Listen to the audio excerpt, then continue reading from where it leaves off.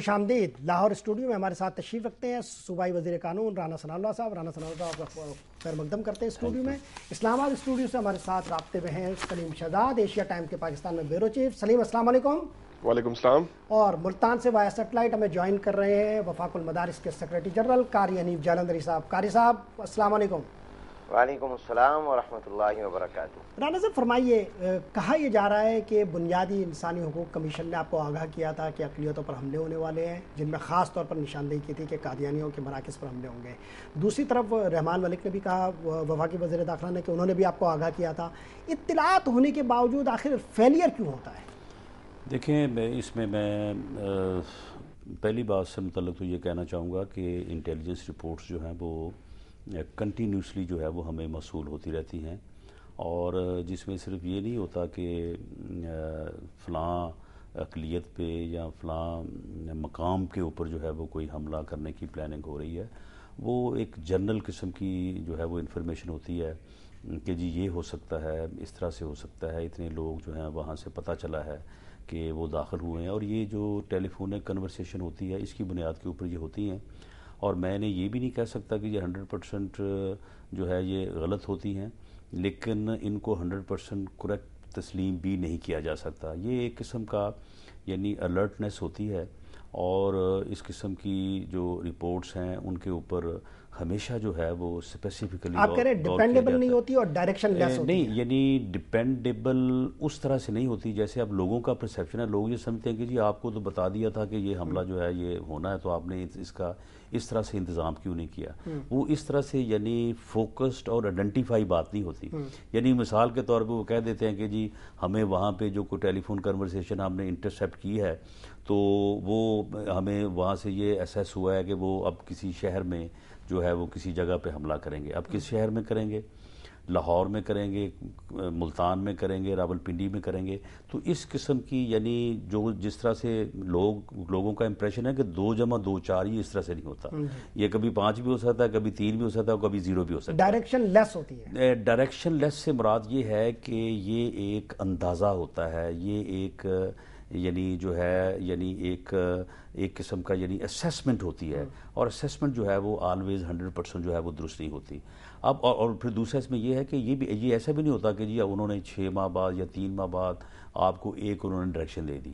یہ کنٹینیوس عمل ہے، اور بعض اوقات ایجنسی جو ہیں وہ اپنی کارکردگی کو بہتر بنانے کے لیے، یہ میں ذاتی رائے ہے میری، ناٹ پنجاب گورنمنٹ اوپینین، کیونکہ میں نے یہ دیکھا ہے کہ بعض اوقات ایجنسیز اپنی جو ہے وہ پرفارمنس کو بہتر بنانے کے لیے اور کل کو یہ کہنے کے لیے کہ دیکھیں جی ہم نے پہلے بتا دیا تھا، اگر میں آپ اور مثال کے طور پہ شہزاد صاحب اگر ٹارگٹ ہیں تو وہ ہم تینوں کے متعلق ہی کہہ دیں گے کہ جی بس ان کو خطرہ ہے۔ اچھا، تو اس طرح کی یہ تو پرسپشنل اسسمنٹ یعنی پرسپشنل ہوتی ہے۔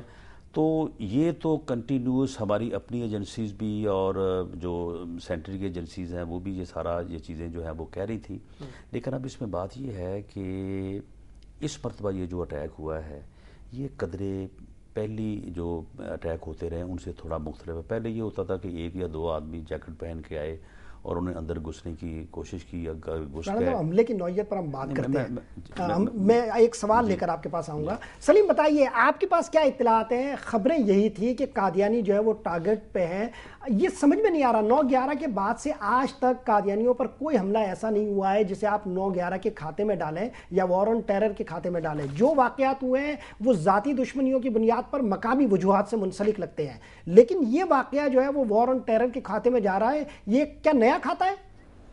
دیکھیں، اس میں ایک تو پرسیپشن کلیئر کرنا ہوگا جی، اور وہ پرسیپشن یہ ہے کہ ہم فیس کر رہے ہیں ایک سچویشن کو جس میں ہمارے ملک میں لو انٹینسٹی انسرجنسی جو ہے وہ اس کی کیفیت ہے، اور اس میں یہ سمجھنا چاہیے کہ کون سے گروہ اور کون سی پارٹیز ہیں جو کھل کر اسٹیٹ اپاراٹس کے ساتھ ہیں جی۔ اس میں آپ سے یہ عرض کروں کہ جماعت احمدیہ جو ہے وہ کھل کر مکمل طور پہ پوری کنوکشن کے ساتھ جو ہے وہ اسٹیٹ ریاست کے ساتھ ہے اس دہشت گردی کی جنگ کے اندر۔ اس میں بہت سارے گروہ ہیں جو پیسو سے حمایت کرتے ہیں، لیکن یہ واحد جماعت ہے، واحد مذہبی گروہ ہے جو پوری کنوکشن کے ساتھ دہشت گردی کی جنگ کے اندر حکومت اور ریاست کے ساتھ ہے۔ سلیم، سگنلز کہیں پر بھی نہیں ہے، اس کے سگنلز کہیں پر بھی نہیں ہے، آپ نے کہاں سے سگنلز نہیں اس کے جی میں آپ کو عرض کروں کہ وہ اس طریقے سے کہ جماعت احمدیہ کا ٹیلی ویژن لندن بیسڈ ہے اور وہ باقاعدگی سے براڈ کاسٹ کرتا ہے اور اس کی جو فوٹیج ہے وہ یوٹیوب پہ بھی اپلوڈ ہوتی ہے جی. اس میں اس نے باقاعدہ اس حوالے سے یعنی کہ باقاعدہ براڈ کاسٹ کی اور تقریباً 7-8 مہینے سے وہ براڈ کاسٹ کر رہا تھا، خاص طور پہ ان فوجیوں کی جو جماعت احمدیہ سے متعلق تھے اور جو باجوڑ اور محمد کے اندر جو شہید ہوئے تھے ان کے حوالے سے اس نے مطلب یعنی کہ باقاعدہ فوٹیج ریلیز کی اور انکریج کیا پوری جماعت کو انکریج کیا کہ وہ اس دہشت گردی کی جنگ کے اندر ریاست کے ساتھ آئیں.